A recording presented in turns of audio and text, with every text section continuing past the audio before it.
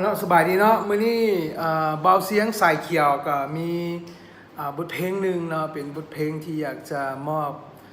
ความสุขให้กับ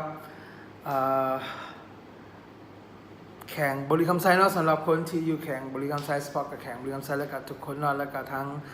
ผู้ที่ติดตามผลงานเนาะเพลงนี้ชื่อว่าฮักบริคำไซ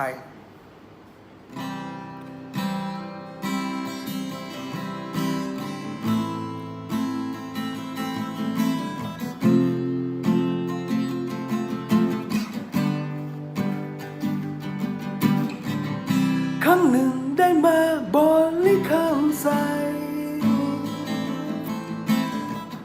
นวลนางงามวิไลศพหางามแท้ดังขับเขาสมวิไลนั้นงามแท้นาสุขใจได้มาบริคำไซ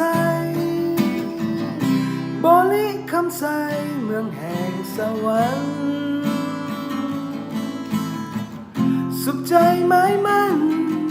นวลนางอุไรแท้นาสุขใจได้มาบริคำไซจบไปนอนนี่ก็เป็นผลงานของหักบริคำไซเนาะเดี๋ยวต่อไปก็จะติดตามผลงานตื่มเนาะอยากจะฝากกดลิงก์กดไลค์กดแชร์กดติดตาม